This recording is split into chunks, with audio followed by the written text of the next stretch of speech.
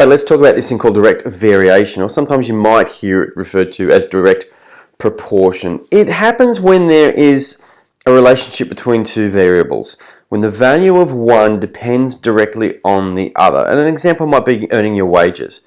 Right? The wages you get for a week depends directly on how many hours you work. So if you earn $25 an hour, well, your weekly wages will depend on how many hours you work. Now, I could write that relationship out in a sort of formula. I could say, look, my wages for the week equal 25 times the number of hours I work. And this here is a direct variation equation.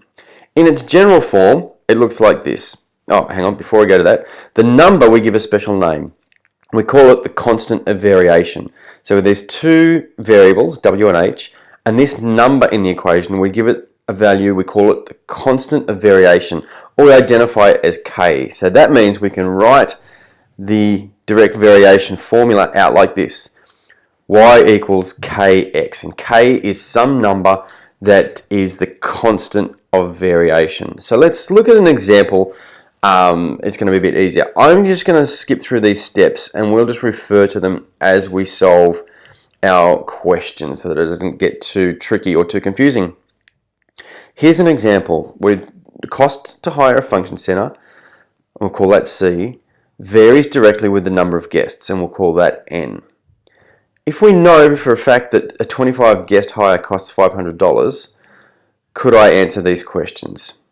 Write an equation connecting C and N, and that's what step 1 is up here. Write the equation relating the two variables, including the constant of variation K. Now, we don't know what that is yet, but we can write the equation out. So here's how it looks. The cost to hire equals the constant of variation times the number of guests. Okay, I've just taken this form here. There's two variables and my K, which is my constant of variation. Now I can substitute in the things that I know. I know N and C at this point, so I can substitute those values in. The cost of 500 equals K, which I don't know yet, times N, which is 25. Okay, 25 guests, $500. Now you can see I've got one unknown, which means I can solve for K. Okay, and that's what step 2 is here in our steps. Solve for K by substituting in the given values, which is exactly what we've done. Divide both sides by 25 to give me a K value of 20.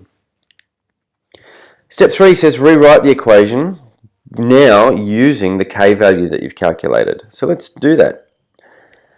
My cost equals 20 times N. That now is a model that I can use to work out other costings for my problem. So let's apply that to part 2. How many guests could be invited if the budget is $800? Well, I've got my formula that we just worked out. This is my direct variation for this particular question. The cost equals 20N. I know my C value, my cost, is 800. So I substitute it into this point here. And now I've got 800 equals 20N. I can solve for N. So if I divide both sides by 20, I get an N value of 40. So what that means is I can invite 40 guests if I have a budget of $800. So that's an example of working through a direct variation problem. And here's what we did in step 4. We used the new equation as a model to solve for other values, which is exactly what we did in this part of the question. All right, well done.